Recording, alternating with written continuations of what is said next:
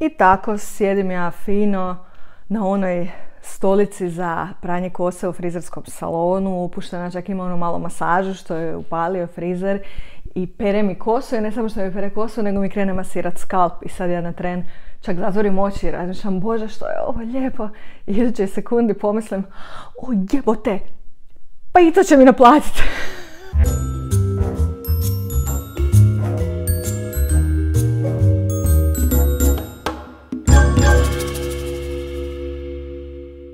Bok ljudi, ja sam Maja i dobrodošli u novu kavu s Majom. Bombardiramo s kavama s Majom zato što se osjećam inspirirano u ovom periodu, pa bolje da iskoristimo tu situaciju nego da nema videa, pa onda kud koji mili moji. Evo, danas sam bila kod frizera. Kao što vidite, nemam izrast do koljena, to jest izrast dovde, pa onda jednu boju dovde, pa onda ostatke pramenova ovdje. Dalje sam šarena zato što imam pramenove od prije blajhane koje pokušavamo održavati više manje da sve tako izgleda šareno, a dobro. E sad, čemu ova priča? Odlučila sam pričati o njemačkim frizerima i koji je točno njihov problem. Mislim, neću vam dati odgovor na pitanje koji je točno njihov problem, jer ja nisam sigurna da itko zna koji je točno njihov problem, ali za nas koji dolazimo sa brodovitog Balkana, bivše Jugoslavije, iz regije ili koji god 3., 4., 17. naziv vama više odgovara, mi imamo tu sreću da smo okruženi vrlo talentiranim ljudima, dobrim školama i nažalost jako niskim plaćama za te iste ljude, što rezultira time da dobivamo odličnu uslugu za nikakve pare. Loše za frizere, super za nas konzumente. U Njemačkoj imamo obrnutu situaciju, ili ti moje iskustvo nalaže da ćete susret jako puno frizera koji jako puno naplaćuju svoje usluge, a nemaju pojma šta rade. Ja ne znam zašto je to tako. Kako država od 80 milijuna stanovnika koja ima stručnjake iz svih mogućih područja ne može proizvesti kvalitetne frizere? E sada, prvo da popijem guc kave pa ćemo onda ući u dubioze. Nego da napomenemo ono što moram napomenuti sa svakim videom ove tematike, nebitno da li je život u Njemačkoj ili nekakav review haul ili dijeljenje mog mišljenja na bilo koji način. Znači, ja nisam Ministarstvo unutarnjih poslova nijedne države. Ja ovdje, iako jesam po struci novinar i to radim na svom poslu, u ovom slučaju, u ovoj ulozi sam samo netko tko dijeli svoje mišljenje. Ono je kao takvo isključivo subjektivno, jer takva su mišljenja i ja dijelim svoje iskustvo. Ovaj video je više u svrhu šale, razmjene mišljenja, pogotovo zato što ono što moj Instagram account pokazuje kad uđem trenutno u svoj inbox, jer sam upravo bila kod frizera, pa je to tema tamo. Nekako svi imamo slična iskustva, pa hajde da se pozabavimo tim iskustvom. U čem je problem? Pa hajde da skratim priču i da vidimo kako to izgleda moje iskustvo s njemačkim frizerima. Moj muž i ja smo oboje pobornici toga da ako živiš u nekoj državi, valjda si možeš priuštiti prokletog frizera jednom u 2 mjeseca. Doduše, tu uvijek postoji ta otegotna okolnost što mi nismo odavde. Netko tko je rođen u Njemačkoj, ili ne mora biti rođen, ali živi u Njemačkoj cijeli svoj život, koncentriran je na ovo tržište cijeli svoj život, njemu je normalno da plaća cijene koje su ovdje zato što on nikad nije imao neke druge cijene. To jest, nikad nije sreo frizera kod kojeg se može ošišat, oblajhat, ofarbat, staviti preljev, isfenirat i napraviti frizuru za 50 eura. Njemu je to nepoznanica i on to ne očekuje. Mi koji dolazimo od tamo dolje smo naučili na to i zato padamo u nesvijest kad nam neko kaže koliko košta frizer u Njemačkoj. To je prvi dio problema i zato smo mi djelomično odgovorni. Zato što se ne želimo priviknuti na to da ovdje jednostavno usluga košta više, ručni rad se plaća i cijeni više, nebitno je li to keramičar ili frizer, i standard je viši, pa su takve i cijene. Drugi dio problema kojeg je isključivo njihova odgovornost je to što cijene nisu dovoljno dobro objašnjene. Javite me ako vi imate igdje u Njemačkoj drugačije iskustvo, ali moje iskustvo odakle kreće svaka frustracija kad odem kod frizera je u tome što cijena nije jasna. Znači, ja dođem kod frizera, ja kažem koliko košta, sad bubam, pranje kosa, ona kaže 20 eura, ja kažem dobro, i onda kad dođem platiti ona kaže 35. I onda ja budem kao, pa jel nije 20? A onda ona kaže, ali gospođo, korištenje fena i korištenje četke košta 15 eura. I onda ja mislim, jesam li ja budala, pa kako mi možeš oprat kosu ako ju nećeš osušiti? E pa u Njemačkoj očito možeš. To je drugi dio koji u potpunosti ide na njihov račun. I treći dio koji ne znam na čiji račun ide, a to je da imaju katastrofalno loše frizere. Ja ne znam šta oni uče u tim školama. Kako je moguće da ih je toliko loših? Jer već provjereno ljudi ili imaju neku našu frizerku koja im ide kući ili radi ovdje negdje, ili idu u turske frizere koji su navodno bolji, ja ne znam, nisam bila. Ne zato što smrsisti neće turski frizer, nego zato što oko mene su nekako svi frizeri muški, a ova dva što imam da su ženska, jedan je izrazito loš, a drugi je, htjela sam reći babski, ali ću se naljutiti jer šta to točno znači. Kad kažem babski, zapravo mislim staromodan. Ona je onako old school frizer, gdje ona zapravo ne radi ni sa blajhom, ni sa nekim konkretnim stvarima. To je ono vrlo konkretne frizure, feniranja, prirodne boje kose i ne, ona je jeftinija, a drugi je onako poš frizer koji izgleda tako i košta tako, pitajte me kako znam.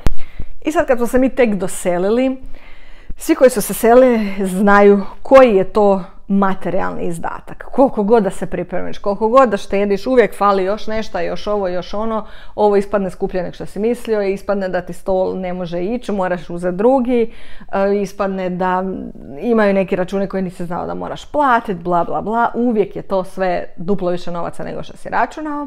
I mi smo znači tek došli, još uvijek smo pokisli od puno novaca koje smo dali, još uvijek se nismo naučili na ovaj standard, još uvijek ne znamo gdje bi šta bi, osjećam se kao dvije pokisle kokoši i usto ja tako i izgledam, jer u tom trenutku sam imala nekakvu sivu boju koja je izrasla već 14 nijansi i izgledam katastrofa. I moj muž kaže, pa de odi kod frizera. I ja se kao neću jer je to skupo, jer imam baku u Minhenu koja cijeli svoj život kad god dođe na godišnju u Hrvatsku ide kod frizera, jer tamo, ajde što je naplate, nek što se svaki put posvađa u frizerskom i ne može onda više ići taj frizerski, jer isto tako joj spale kosu, naprave minival pa joj operu kosu, šta god mogu napraviti krivo, naprave krivo, ukratko. To je njeno iskustvo. Ja ne kažem da ne valjaju svi frizeri, ja kažem da je njeno iskustvo takvo, moje bolje zapravo, ali doćemo do toga. I ja skupim hrabrosti i uđem u taj super cool frizerski salon i pitam, kad bih se ja farbala bez šišanja, koliko bi to novaca bilo? U tom trenutku imam malo više kose nego sad, znači ne pričamo o 2 metra kose. Ok, imam gustu kosu, to je malo više farbe, ali dobro. I žena pogleda i kaže, vi bi to samo, jel tako, prekrili? I ja kažem, da. I ona kaže, pa farbanje te dužine kose otprilike 45 eura, baš da nešto ne hvata da moramo staviti više slojeva, maksimalno duplo. I ja sad kao, ok, znači maksimalno 90, još da i bakšu ostavim, to je 100 vrhova, apsolutno previše. Apsolutno previše ako preračunavaš hrvatske novce, što ne smiješ raditi. Ali, toliko košta frizer, dobro. Došla ja, ostavila Morana, u tom trenutku ima 3 godine, ja ju prvi put ostavljam ne samo s Oliverom, ali u Njemačkoj maltene. Ja sad idem nekoliko sati. Jedan od razloga zašto se ne farbam često i pustim da mi izraz dođe do ovdje, jer mrzim ta sjedanja od 5 sati u frizerskom, ali volim imati kosu koja treba 5 sati da se napravi, pa eto, jel. I dolazim ja i sjedam, divno, krasno sve to. Pranje kose, masažica, evo kavica, svira cool muzika, dolazi neki cool frizer koji, da vidiš on je to, on vidi da je bilo sivo, pa zašto bi onda sad samo to izraz, hoćemo napraviti možda nešto zanimljivo i sad ja učinim kobnu grešku i kažem, ma ne, nije problem, hoće biti malo više sivo ili malo više bijelo, zapravo je svejedno, ja sam imala i roza i ljubičasto i plavo, meni to nije problem u smislu da ide u malo ekstremnu boju, meni je samo bitno da to izgleda kompaktno. I njemu se zacakle oči i on kao, pa smijem onda raditi nešto i da nije samo ta ne boja. Pa rekao, ne znam što si mislio, i on bi malo tu stavio nešto na plavo, ovdje nešto na sivo i ljubičasto, pa zeleno, pa bit će to brutalno. I ja, amater, kažem, pa može, zato što me tako uvijek farbala moja frizerka u Brodu. Ja kažem, napravi nešto zanimljivo, ona kaže, hoćeš na roza ili na naranđasto, ja kažem, ajde na roza, ona kaže, aj malo ćemo staviti tu, malo ćemo staviti tamo, pa ćemo tu, vidit ćemo, bit će super. I uvijek platim 200 kuna. I on je tako nešto radio. Ja sam sjedila skoro 5 sati u frizerskom salonu. Ponijela sam knjigu. Pročitala sam cijelu knjigu. I sve on to nešto radio. I dok je prao kosu, kad je skidala se boja, ja čujem, on meni govori, pa ovo je prekrasno, ovo će biti super, ovo će biti, ja sam sva uzbuđena jer bit će super. Je da je 100 eura, ali bit će super. I on je to sve napravio i on kaže, treba li me fenirati? Ja kažem, ne, samo osušiti. On kaže, nema problema i ode i dolazi lik koji je kao mali od palube. Ne znam kako se zovu u frizerskom salonu ti koji su zapravo uče pa više metu, suše kosu, peru kosu, nisu majstori frizeri. I on dolazi i on meni kao, hoće odgovarati ova četka i sad je ono kao, da, šta znam koju ćeš četku koristiti sve. I on kao, ok, evo tu vam je fen. I stavi mi fen u ruku i stavi četku ispred mene i ode. I ja sad onak, molim? I upalim fen i osušim si kosu, jer eto, očito se to tako radi. I sad dok sam ja tako zbunjena to sve napravila, završim. Boja je prekrasna, apsolutno je prekrasna. Ja još uvijek malo pod dojmom toga što se sušim kosu sama. Mislim, nije problem sušim ja sebi kosu sama, samo nisam očekivala da ću si u frizerskom salonu sušiti kosu sama. Dolazim na blagajnu i on kaže 168 eura. Onaj trenutak kad onako osjetiš da namjerno svim mišićima pokušavaš zadržati isti izraz lica da se ne vidi koliko si šokiran u tom trenutku. Kažem, ja tek doselila iz Hrvatske. To je, pa koliko je to? 100, je li to 1000, koliko je to uopće 1000 kuna? Ne znam ni preračunat. Preko 1100 kuna. Samo farbanje. Bez šišanja. Sama sam se sušila kosu. I ja u tom trenutku znači šokirana, ja nemam toliko novaca kod sebe. Platit ću karticom, još uvijek imam hrvatsku karticu, neću da prođe, imaju drugi aparat. Ja doslovno kažem, ok, otiću na bankomat. U trenutku dok hodam do bankomata razmišljam da li je ovo trenutak da samo produžim kući i ne vratim se više nikad jer ne mogu mi uzeti kosu, jel tako? Naravno, vratim se, platim. I dok sam plaćala, on kaže, želite li račun? I ja kažem da. I vidim da onako ostaje iznenađen što uopće želim račun i to je nešto kemijskom onda ispunio. I ja kažem hvala, doviđenja. I gledam na računu. Pranje kose, masiranje kose. Jedna boja, druga boja, 2 pramena, blajh, znači sve je uračunato odvojeno i ti si došao do te svote. Čak je bilo nešto je bilo, sad je to davno bilo, ne sjećam se, znam da je bila neka stavka koja je dosta koštala, koju se ja nisam znala prevesti. Čak sam zvala i baku i njoj isto nije bilo jasno šta je tu naplaćeno, jer sam morala vidjeti šta to točno toliko košta.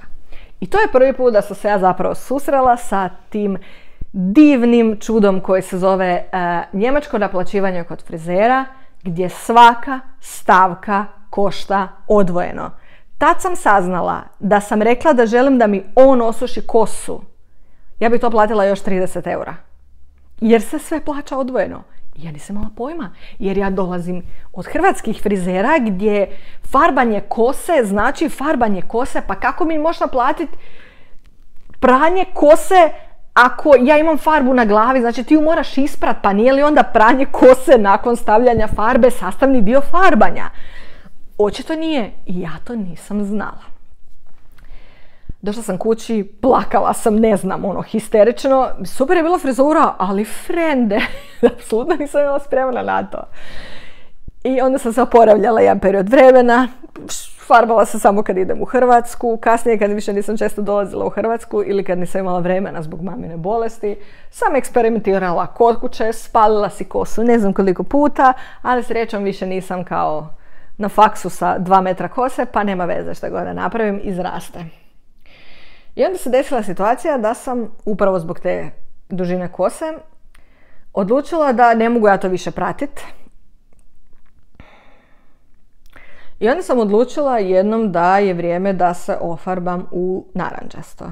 jer nisam više mogla brati taj tempo. Svi koji su ikad imali te ne boje, te bež, krem, bijela, srebrna, roza, ljubičasta, to je sve toliko posla, to sve toliko traje, ali ti moraš imati stručnjaka koji zna raditi s tim, a ja u svom kupatilu apsolutno nisam stručnjak.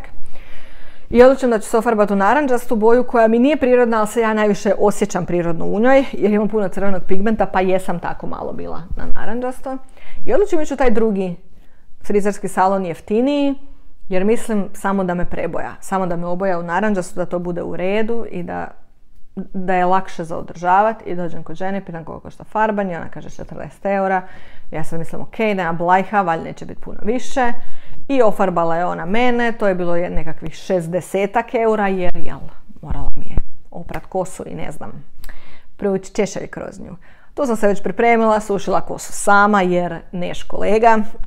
I ali me obojala loše.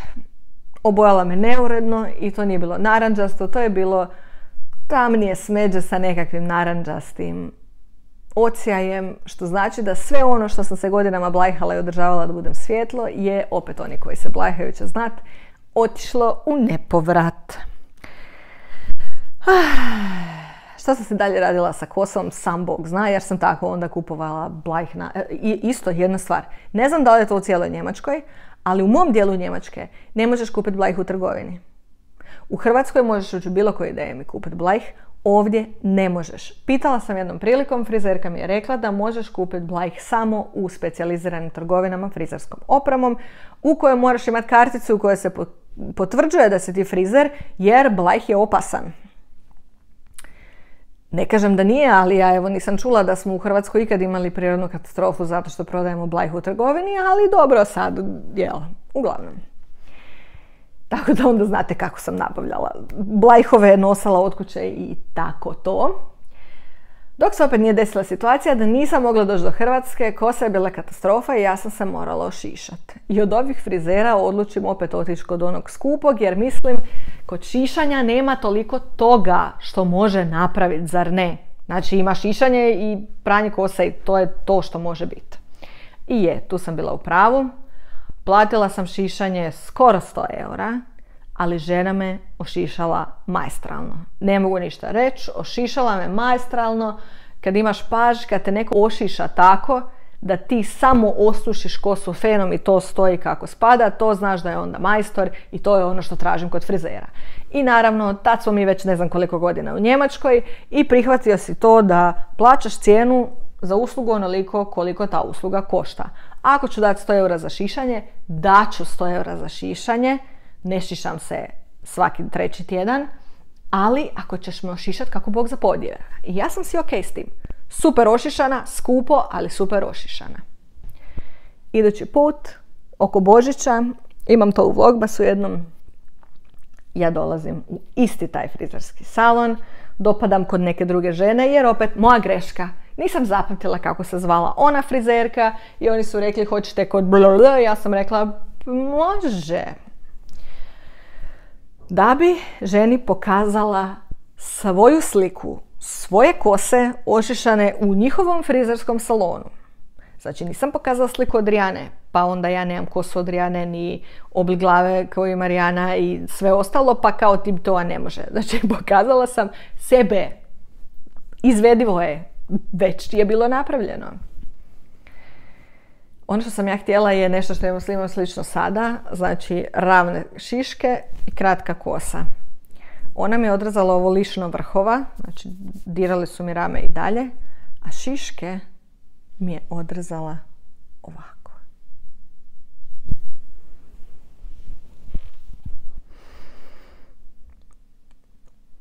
Bio je to jedan divan Božić.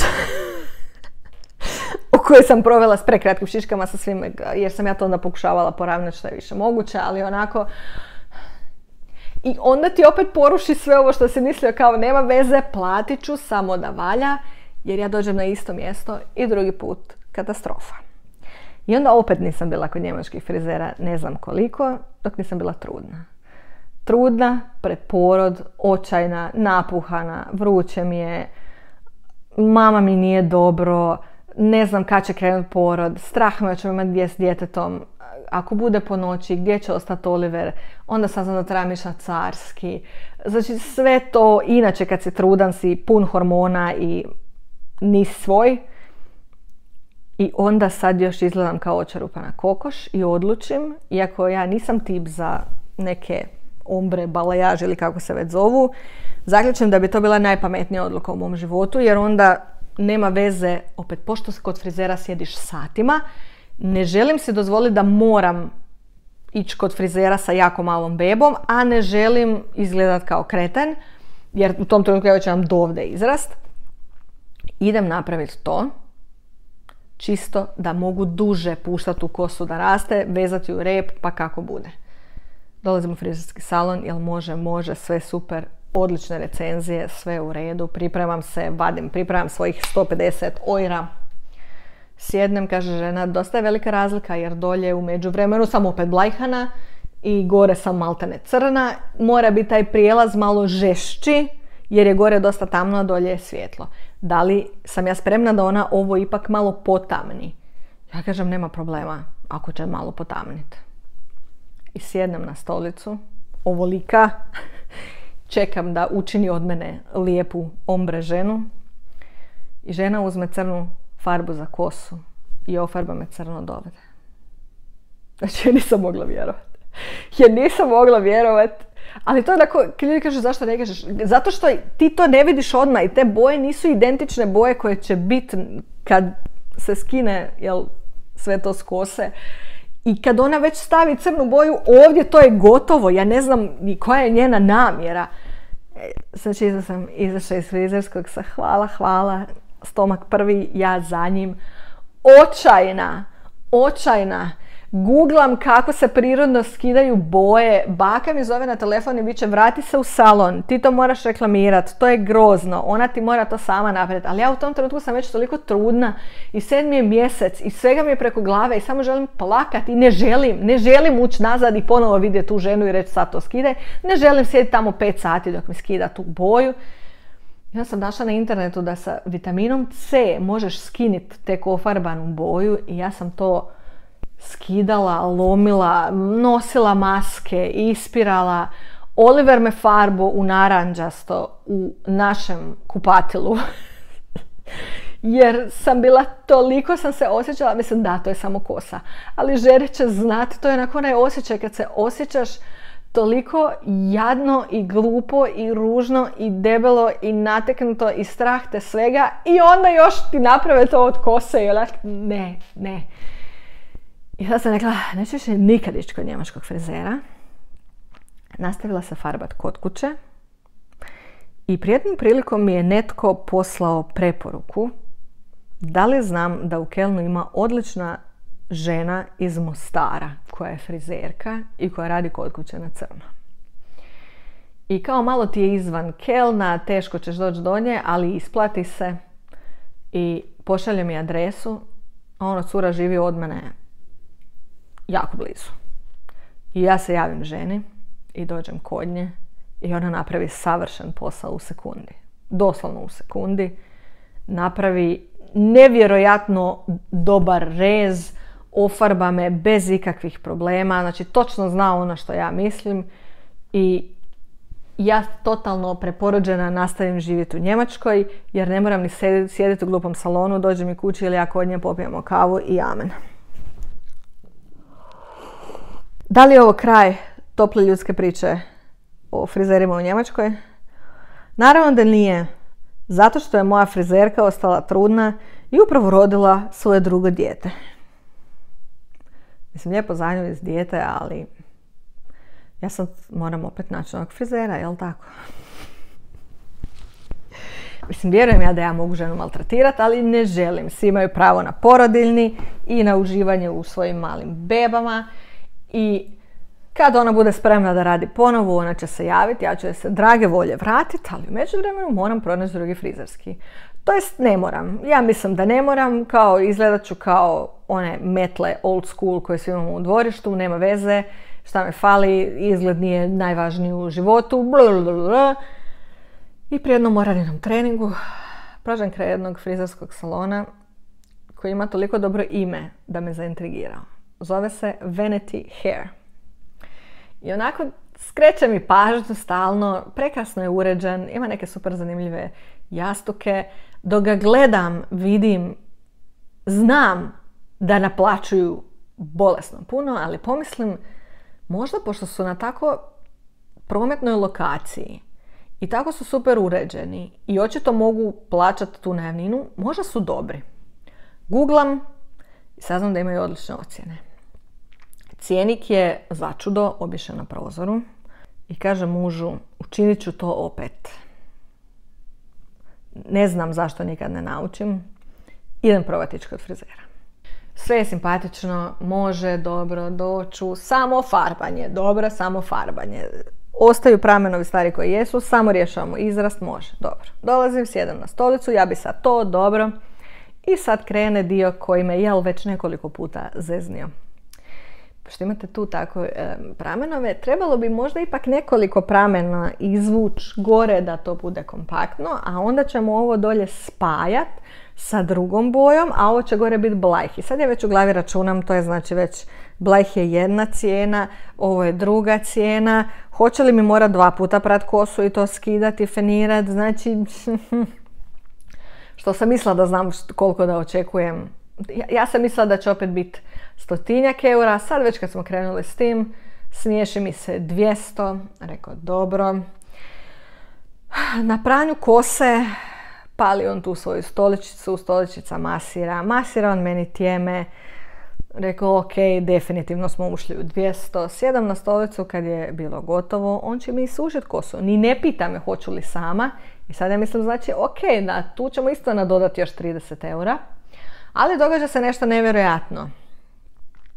Prvo, nije bilo ni 2 puna sata kad je on mene već maknuo nazad na stolicu da mi skine ručnik sa glave. I ja sad razmišljam, mora sad ići još nekakav preljev ili nešto, jer nemoguće da sam već gotova, jer ja nikad u životu nisam izašla iz salona ako se farbam, ispod 3 sata. I on kao ne, samo češljanje i sušenje. I već sam tu bila šokirana. A drugo, cijeli ovaj period, ja samo molim Boga, ok, znam da ću platiti sumanuto puno, spremna sam na to, ali aj daj samo barem da ispadne donekle u redu. I on meni skida to sve iz glave i kosa izgleda, po mom sudu, nevjerojatno dobro. Nevjerojatno dobro zato što ja nisam blajhana. Ja imam doslovno 10 pramenčića oblajhanih, ovo su druge boja, a moj izrast je skoro crn. I sve to divno, krasno, prekrasno izgleda. I idem prema blagajni i mislim, hajde da vidimo kako ćemo ovo preživjeti. Trenutno sam pomislila, smije li račun biti veći od 300 eura? Da li ikad ikome išta naplatio u frizerskom preko 300 eura? Jer sad već više onako ne mogu ništa pretpostaviti i ne mogu računati da ništa. Pogotovo jer nijedno od tih cijena vam nije kao farbanje 45 eura, nego ono farbanje od 45 do 120. Šta to znači? I tako u svemu. I on kaže 150 eura. Da se razumijemo, moj hrvatski mozak i dalje kaže 150 eura za farbanje. Ali u isto vrijeme, frizer u Njemačkoj koji mi je napravio odličan rezultat za 2 sata vremena za 150 eura. Frende, vraćam se kad god treba. Mislim, nekad god treba. Dokle god me je frizerka na porodiljnom, da se ne lažemo.